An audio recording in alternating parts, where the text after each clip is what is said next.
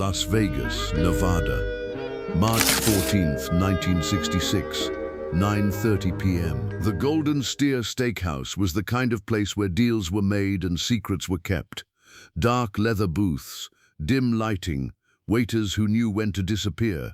It had been open since 1958, and in those 8 years it had become the unofficial headquarters for Vegas power players who wanted privacy with their porterhouse. Dean Martin sat in a corner booth with 3 friends, not celebrities, not industry people, just guys he'd known for years. One was a former stagehand from the Sands.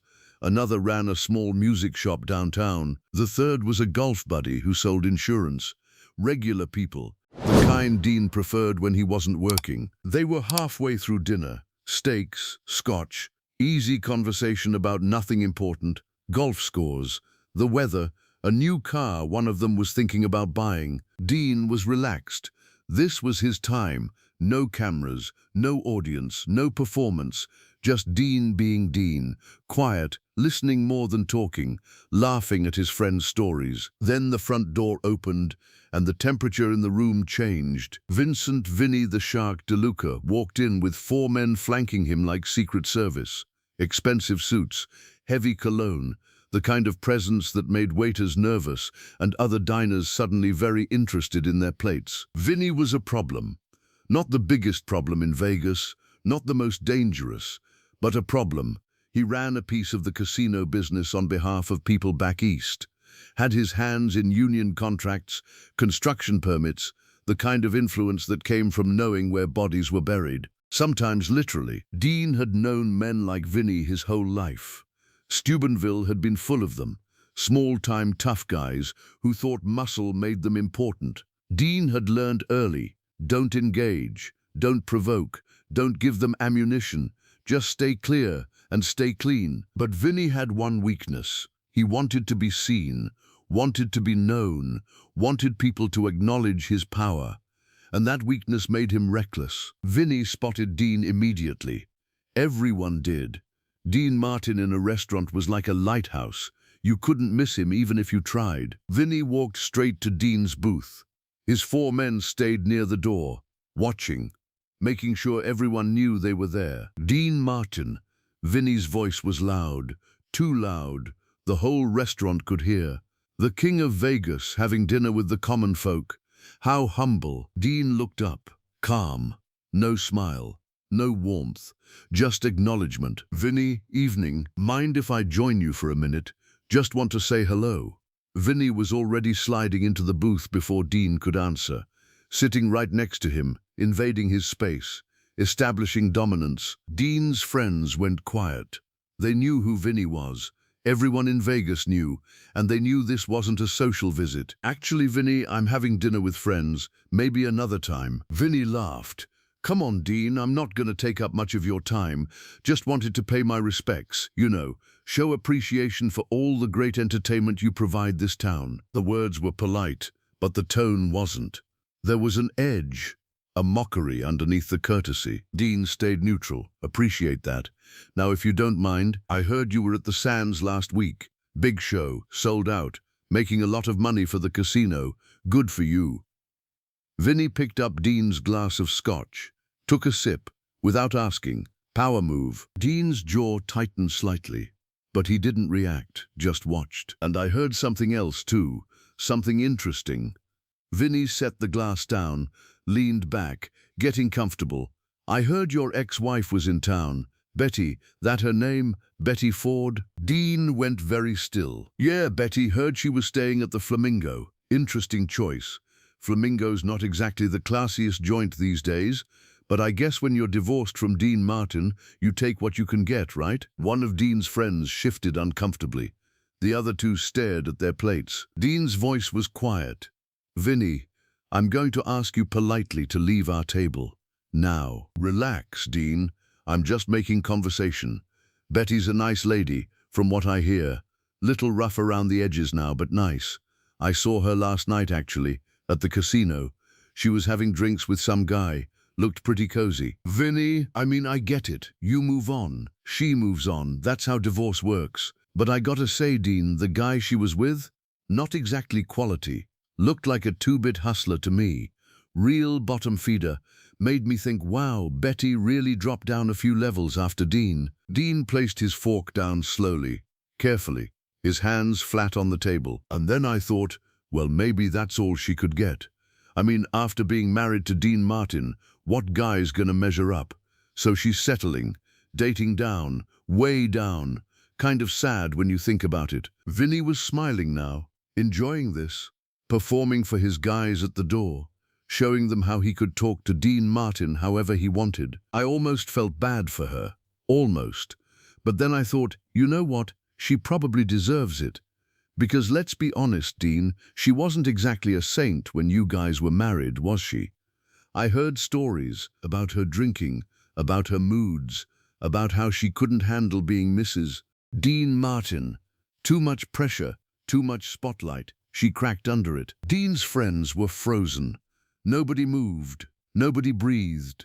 The air in the booth had turned to ice. So yeah, seeing her with some loser at a cheap casino bar, kind of fitting. She's where she belongs, bottom shelf, just like the guy she's dating now. Dean didn't speak, didn't move, just stared at Vinnie. Direct, unwavering, absolute. 10 seconds of silence.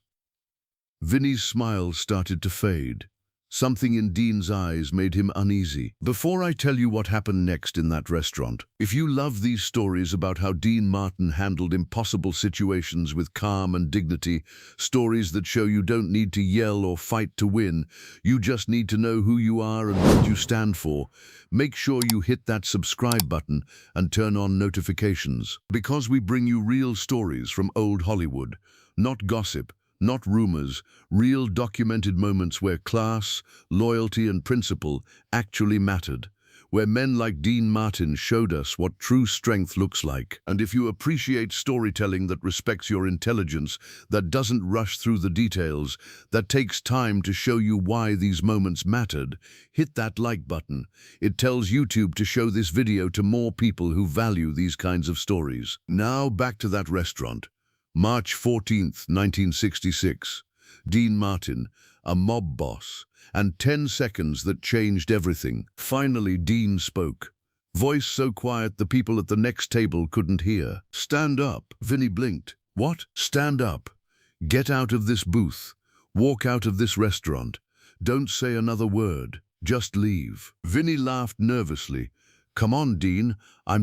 You're done. You walked over here uninvited. You drank my drink without asking. And you talked about my ex-wife like she's trash. Betty is the mother of my children. She is family. And you will not speak about her that way. Not in front of me, not anywhere. Vinnie's face hardened. You telling me what I can and can't say? I'm telling you to leave. Right now. Before I make you. Make me. You're a singer, Dean. A performer. You gonna throw a punch? You gonna fight me? In front of all these people? Dean leaned forward slightly, still quiet, still calm. But something had shifted, something dangerous. No, I'm not going to fight you. I'm going to do something worse. Vinnie waited. His 4 guys at the door were watching now, alert. Dean continued, I'm going to stand up, walk to the middle of this restaurant, and tell every single person here exactly what you just said. Word for word. About Betty, about her drinking, about her dating down. I'm going to repeat it all, loudly, so everyone hears. Vinnie's smile disappeared completely. And then I'm going to tell them your name. Vincent DeLuca, the Shark. And I'm going to point you out.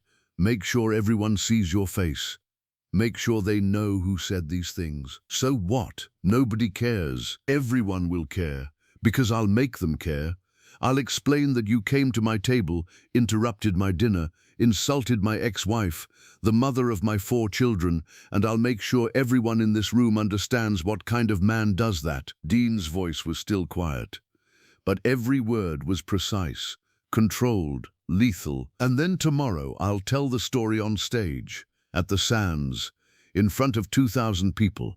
I'll make it funny. I'll make it memorable. I'll make sure everyone in Vegas knows that Vinnie DeLuca gets his kicks by insulting women he's never met. Vinnie's face was red now, angry. You wouldn't dare. Try me.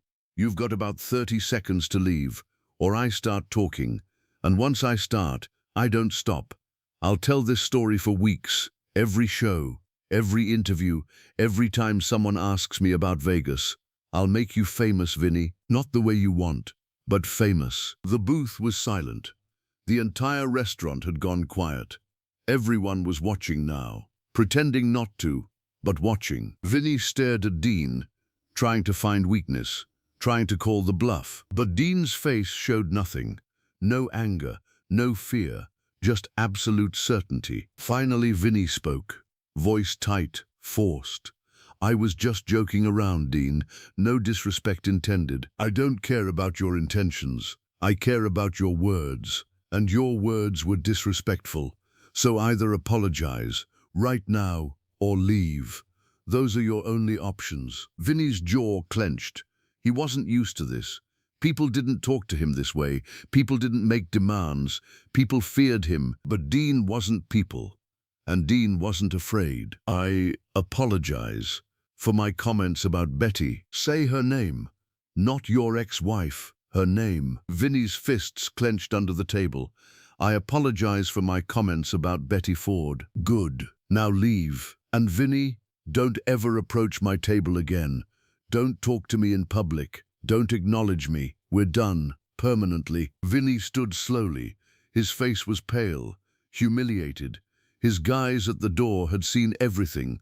The whole restaurant had seen. He walked toward the exit, stiff, trying to maintain dignity, but everyone knew what had just happened. Vinnie DeLuca, the Shark, walked into the Golden Steer thinking he'd embarrass Dean Martin, and walked out having been dominated. Quietly, completely, publicly. The door closed behind him. The restaurant stayed silent for another moment. Then slowly, conversation resumed. Silverware clinked. Waiters moved again. Dean picked up his fork, continued eating, like nothing had happened. One of his friends finally spoke. Dean, it's over. Let's talk about something else. And they did, because that's how Dean operated. Handle the problem, move on, don't dwell. But word spread, fast. Vegas was a small town when it came to gossip. By the next morning, everyone knew. Vinnie DeLuca insulted Dean Martin's ex-wife. Dean made him apologize, publicly, in front of witnesses. The story grew with each telling. Some said Dean threatened to have Vinnie killed. Others said Dean punched him. None of it was true, but the truth was almost more impressive. Dean Martin didn't yell, didn't threaten violence, didn't lose his temper. He just calmly explained what would happen if Vinnie didn't apologize, and Vinnie, understanding the power of public humiliation, backed down. 3 days later, Dean was on stage at the Sands. Midway through his show, he paused. You know, I had dinner at the Golden Steer the other night. Great place, best steaks in Vegas. If you haven't been, you should go. The audience applauded. They loved the Golden Steer. But here's a tip. If you go and you're having a nice quiet dinner with friends and some guy comes over uninvited and starts talking about your personal life, don't punch him. Just stare at him, really stare, like you're trying to memorize every detail of his face so you can describe him to the police later. Laughter, big laughter. The audience wasn't sure if this was a bit or a real story, but it was funny either way. Just stare, don't blink, don't talk, just stare.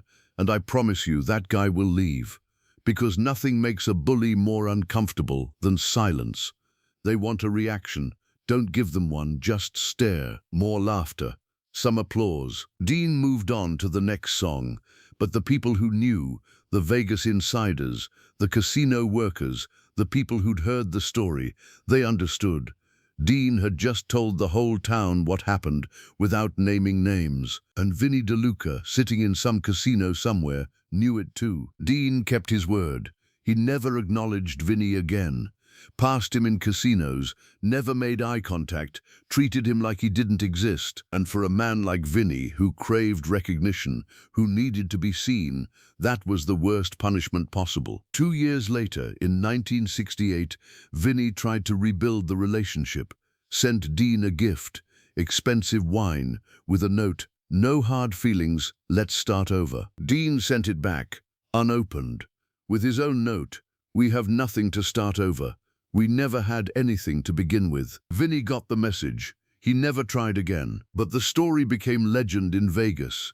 The night Dean Martin faced down a mobster, not with fists, not with guns, not with his own muscle, with words, with calm, with the promise of public humiliation that was somehow more terrifying than any physical threat. Years later, in 1978, a young comedian was performing in Vegas.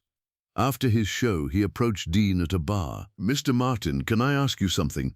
I heard a story about you and a mobster at the Golden Steer. Guy insulted your ex-wife. Is it true?" Dean took a sip of his drink. "What version did you hear?" "The version where you made him apologize in front of the whole restaurant by threatening to tell the story on stage every night until everyone in Vegas knew his name." Dean smiled slightly. "That version's true. How did you know he'd back down? Wasn't he dangerous? Didn't you worry about retaliation?" Dean set his glass down. "Kid, let me tell you something about bullies. They're only dangerous when you're afraid of them. The moment you're not afraid, they lose all their power." Vinnie walked over to my table thinking I'd be intimidated, thinking I'd laugh at his jokes, thinking I'd let him disrespect Betty because I didn't want trouble. "But you didn't." "No, because trouble was already there. He brought it, and I decided I'd rather face it head on than pretend it wasn't happening." "But what if he'd tried to hurt you? What if—" Dean interrupted. "Then he'd have proven me right, that he was exactly the kind of man I said he was. A bully who couldn't handle being challenged. Either way, I win. Either he apologizes and I win, or he retaliates and I win because everyone sees him for what he is." The comedian nodded slowly.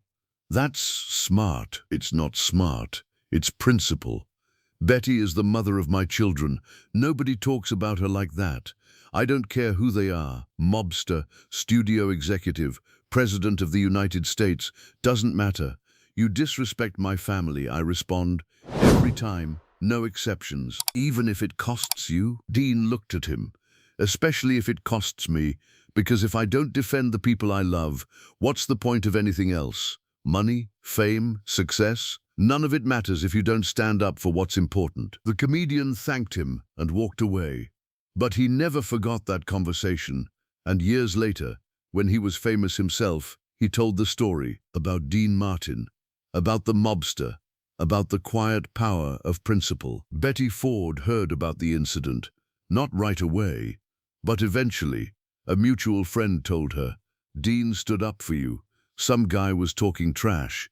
Dean made him apologize." Betty called Dean, first time they'd spoken in months. "I heard what happened at the Golden Steer. Word travels fast. Thank you for defending me. You didn't have to do that." Dean was quiet for a moment. "Yes, I did. You're the mother of my children. That doesn't change because we're not married anymore. Anyone who disrespects you disrespects them, and I won't allow that." Betty's voice was soft. "We didn't end well, Dean." "No, we didn't. But that doesn't erase the years before. It doesn't erase Deanna, Dean Paul, Richie, Gail. They exist because we existed, and that's worth protecting, always." Betty was silent. Then, "You're a good man, Dean Martin. I'm just a man who knows what matters. And you matter. You always will." They hung up. It wasn't a reconciliation. They didn't get back together. But something shifted, a mutual respect, an understanding. Dean had defended her honor, not because he still loved her romantically, but because she was family, and family was everything. March 14th, 1966. The Golden Steer Steakhouse. The night Dean Martin made a mob boss apologize, not with violence, not with threats, but with the quiet promise of something worse than a beating, public humiliation.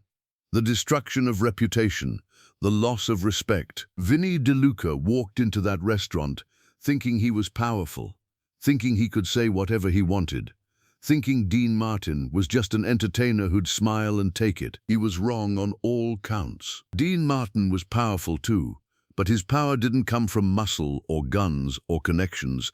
It came from knowing who he was, what he stood for, and what he wouldn't tolerate. Betty Ford's name, Betty Ford's dignity, Betty Ford's honor, those were non-negotiable, And Vinnie learned that the hard way. The mob boss made a comment. Crude, disrespectful, meant to demean. Dean's response. Silent, calm, devastating. He didn't yell, didn't threaten violence, just stared. For 10 seconds. 10 seconds that felt like an hour. And in that silence, Vinnie DeLuca understood something fundamental. He'd made a mistake. A big one. And Dean Martin wasn't going to let it slide. The apology came, forced, humiliated, but it came, and the room watched. The whole restaurant, witnesses to the moment a mobster backed down to a singer, because Dean Martin's calm response shocked everyone. Not because it was loud, not because it was violent, but because it was so controlled, so measured, so absolutely certain. Dean knew what he was doing. He knew the power of public shame. He knew Vinnie couldn't afford to look weak in front of a room full of people. So he gave Vinnie a choice: apologize or be destroyed socially. Career intact or reputation ruined. Vinnie chose survival. He apologized, and Dean went back to his steak, like nothing had happened. That's the story, the real story. The night a mob boss thought he could intimidate Dean Martin and learned that some men can't be intimidated. Some men have a line, and when you cross it, they don't explode. They don't rage. They just calmly explain what's going to happen next. And then they follow through. Dean Martin, defender of family, protector of honor, master of calm power. The mob boss made a joke about his ex-wife. Dean's silent response shocked everyone, not because of what he did, but because of what he didn't do. He didn't fight, he didn't yell, he didn't threaten. He just stared and waited and let Vinnie DeLuca realize he'd stepped into something he couldn't handle. That's true power, not violence, not volume, just quiet, absolute certainty. And in that moment, in that restaurant, on that night, everyone watching understood. You don't mess with Dean Martin's family, not if you're smart, and definitely not if you want to keep your dignity. Vinnie learned the hard way, the only way he could, and the story became legend. The night Dean Martin faced down a mobster with nothing but a stare. 10 seconds, no words, just eyes locked, unblinking, unafraid. And Vinnie DeLuca blinked first, because he had to, because Dean Martin's calm response left him no other choice. Shocked everyone? Yes, but those who knew Dean weren't surprised at all. This was who he was. This was who he'd always been, a man who protected what mattered.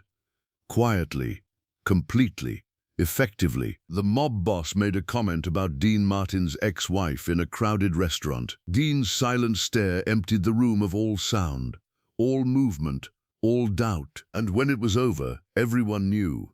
Dean Martin doesn't play games. He doesn't bluff. He doesn't back down. He just wins, calmly, quietly, inevitably. That's the lesson, that's the legacy, that's Dean. But the story didn't end that night. Stories like this never do.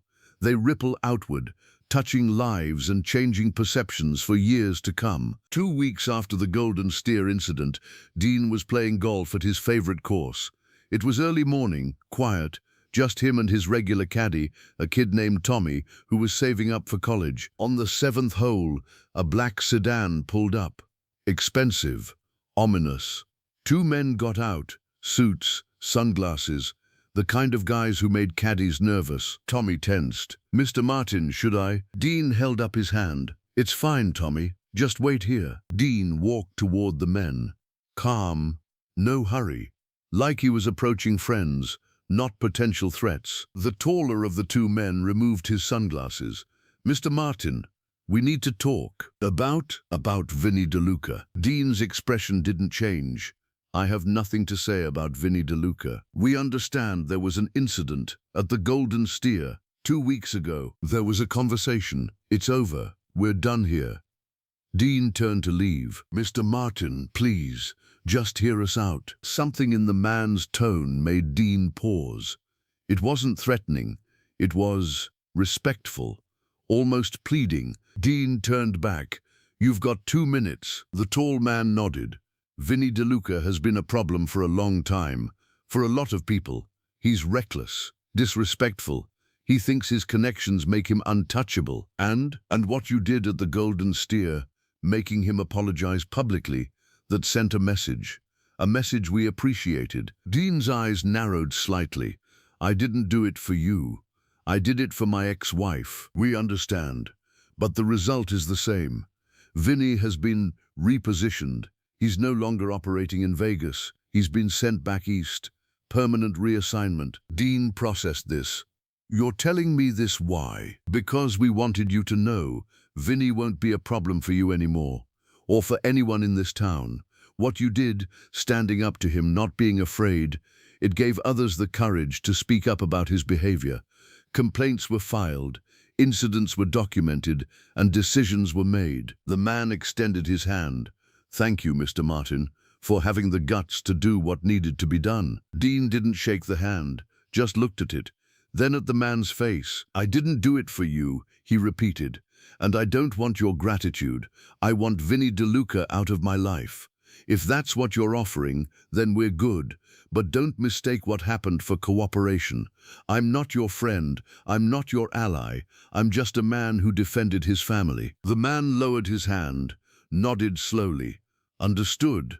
You won't hear from us again. Good. The two men got back in the sedan, drove away. Dean stood there for a moment, watching the car disappear. Then he walked back to Tommy. Everything okay, Mr. Martin? Dean picked up his club, lined up his shot. Everything's fine, Tommy. Let's finish the round. They played the remaining 11 holes in comfortable silence, and Dean never mentioned the conversation again. But he knew what it meant. The people above Vinnie had been watching, and they'd seen what Dean probably didn't realize he was demonstrating: courage, principle, the refusal to be intimidated. In a town built on fear and favors, those qualities were rare and dangerous. Because if one person stood up and nothing bad happened to them, others might get ideas. Vinnie had to go, not because of what he said to Dean, but because Dean's response showed everyone else they didn't have to tolerate men like Vinnie. That was the real threat, not Dean himself, but the example he set. Back at the Golden Steer, the owner had noticed something interesting. After the incident, business increased. People wanted to eat where it happened. The booth where Dean sat became the most requested table in the restaurant. The owner, a man named Sal, called Dean one afternoon. Dean, I gotta thank you. For what? The thing with Vinnie. I've been wanting to ban that guy for years. He'd come in, harass my waitresses, intimidate customers, never tip. But I couldn't do anything. You know how it is. I know. But after you made him apologize, I grew a pair. Next time he tried to come in, I told my host, we're full. We're always full when Vinnie DeLuca wants a table. And you know what? Nothing happened. No retaliation, no threats. He just stopped coming. Dean smiled slightly. Good for you, Sal. No, good for you. You showed us we don't have to take that crap from anybody. I'm running a restaurant, not a mob clubhouse. And it took you staring down a wise guy to remind me of that. Sal, you would have figured it out eventually. Maybe. But you helped, so thank you. And your money's no good here anymore. You and your friends eat free for life. Dean laughed. Sal, I appreciate it, but I pay my way. Always have, always will. At least let me comp dessert. Dessert I'll take. They both laughed, and that became the arrangement. Dean paid for his meals, but never for dessert. A small gesture, but it represented something larger. Mutual respect. Sal respected Dean for standing up to Vinnie. Dean respected Sal for running his business his way. Meanwhile, Betty Ford heard more details about that night. Not from Dean, from a friend who'd been at the restaurant, sitting 3 tables away, who'd heard everything. Betty, you should have seen it. This mobster was running his mouth, saying awful things, and Dean just stopped, put down his fork, stared at the guy, didn't say anything for the longest time, just stared, and the whole restaurant went silent. You could hear people breathing. Betty listened, stunned. What did Dean say? He told the guy to apologize, or he'd tell the whole town what happened. Make the guy famous for being a jerk. And the mobster backed down, actually apologized. I've never seen anything like it. Betty was quiet for a long moment. That's Dean. He doesn't fight, doesn't yell, just makes you realize you've made a terrible mistake and then lets you fix it, if you're smart. Were you surprised that he defended you? No. That's the thing about Dean. We're divorced. We don't always get along, but he's loyal. To family, to the kids, to the idea of what we were, even if we're not that anymore. He wouldn't let someone disrespect me. Not because he loves me romantically, but because I'm the mother of his children. And that's sacred to him. The friend nodded. He's a good man. He is. A complicated man, a difficult man sometimes, but a good man. And our kids are lucky to have him as a father. That conversation got back to Dean through the Vegas grapevine. Everything always did. And when Dean saw Betty next, picking up the kids for a weekend visit, he mentioned it. I heard you were talking about me. Betty smiled.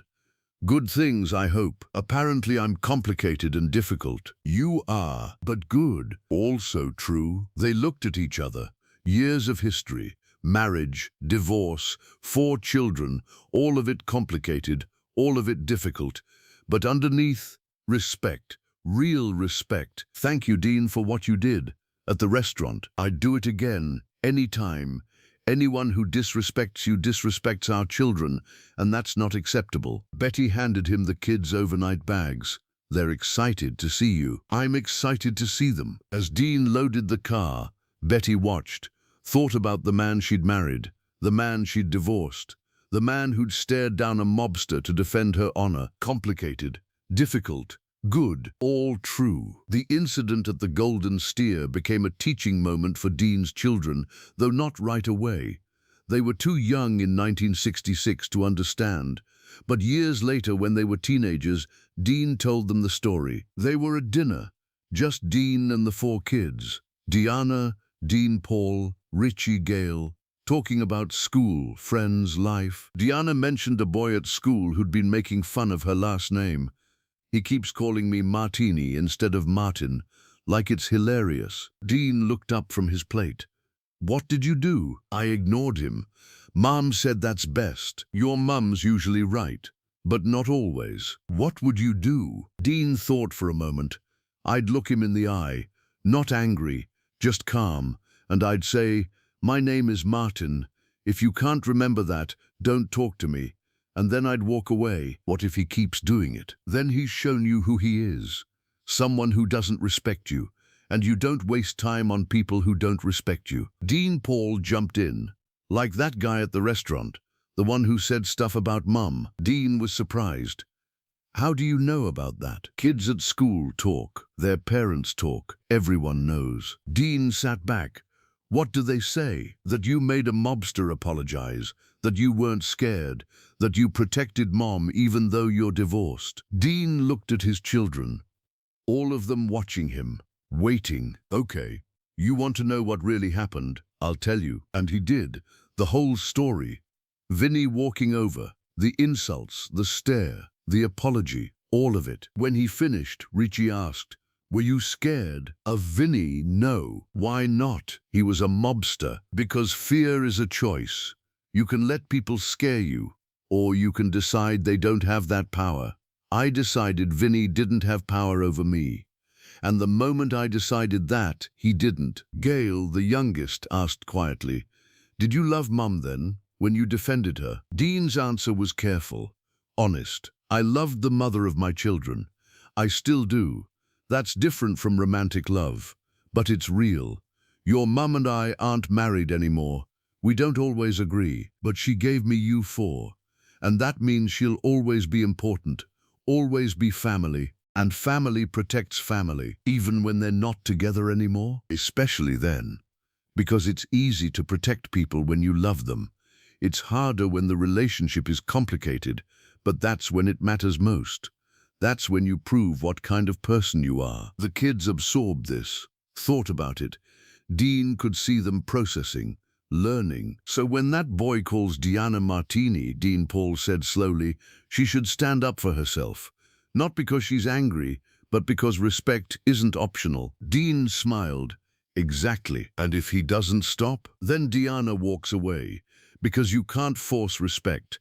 You can only decide who gets your time and energy. And people who don't respect you don't deserve either. That conversation became a touchstone for the Martin children. Years later, when they were adults, they'd reference it. Remember what Dad said about respect? It became their guiding principle. Respect isn't optional, it's required. And if someone doesn't give it, you don't engage. You just remove them from your life. Simple, clear, powerful. By 1970, the story of Dean Martin and Vinnie DeLuca had become Vegas folklore. New performers arriving in town heard about it during their first week. Don't mess with Dean Martin. Guy stared down a mobster over a comment about his ex-wife. Some versions of the story got exaggerated. Dean threatened to have the guy killed. Dean broke the guy's nose. Dean got him thrown out of Vegas. None of it was true. But Dean never corrected the record. Because the exaggerations worked in his favor, they made people think twice before crossing him. But those who knew Dean understood the truth was more impressive than the myth. He didn't need threats, didn't need violence, just needed to be himself, calm, principled, unshakable. In 1978, a journalist interviewed Dean for a magazine profile. Near the end, she asked about the Golden Steer incident. "Mr. Martin, there's a famous story about you and a mobster at a steakhouse. He insulted your ex-wife and you made him apologize. Is that true?" Dean took a sip of his drink. "Some of it." "Which parts?" "The parts about him insulting Betty. About me making him apologize. Those are true. And the rest?" "The rest is Vegas. People love a good story. And if the story gets better with each telling, nobody stops it. It's good for business." "But what actually happened?" Dean looked at her. "What actually happened is a man disrespected someone I care about, and I didn't let it slide. That's it. No drama, no violence. Just a conversation where I made it clear what I wouldn't tolerate." "But you're not a violent man. How did you make him back down?" "I gave him a choice. Apologize or face consequences. He chose wisely." "What consequences?" Dean smiled. "The kind that matter more than a black eye. Reputation, respect, standing, those things matter in Vegas, more than muscle. And he knew I could damage all three if he didn't apologize. So he apologized." "Do you regret how it happened? The public nature of it?" "No. Public disrespect requires public correction. He insulted Betty where people could hear. I required an apology where people could hear. Fair is fair." "Would you do it again?" "In a heartbeat. Betty is family, my children's mother. Anyone who disrespects her disrespects them, and I won't allow that, ever." The journalist published the interview, and Dean's quote became famous. "Public disrespect requires public correction." It was printed on posters, quoted in speeches, used as a principle by people who'd never met Dean but understood what he meant. You don't let disrespect slide, especially not public disrespect. You address it directly, immediately, and you make sure everyone knows where you stand. That's not violence. That's not aggression. That's just clarity. And clarity, Dean believed, was the most powerful tool a person could have. March 14th, 1966. The night Dean Martin proved that calm could be more powerful than rage, that silence could be more intimidating than shouting, that a 10-second stare could accomplish what 100 punches couldn't. Vinnie DeLuca walked into the Golden Steer thinking he was powerful. He walked out knowing he wasn't, at least not in the ways that mattered. Dean Martin walked in as an entertainer. He walked out as a legend, not because he fought, but because he didn't. Not because he threatened, but because he didn't need to. Just 10 seconds, one stare, and the room understood, this is a man you don't cross. Not if you value your dignity. Not if you understand power. Because real power doesn't announce itself. It doesn't need to. It just is. And on that night, in that restaurant, Dean Martin reminded everyone what real power looks like. Calm, quiet, absolute. A mob boss made a comment about Dean Martin's ex-wife in a crowded restaurant. Dean's silent stare emptied the room, not of people, but of doubt. Everyone understood, in that moment, that Dean Martin's family was off limits, that disrespect had consequences, and that sometimes the scariest response isn't anger, it's silence, followed by action, measured, inevitable, complete. That's the story. That's the legacy. That's Dean.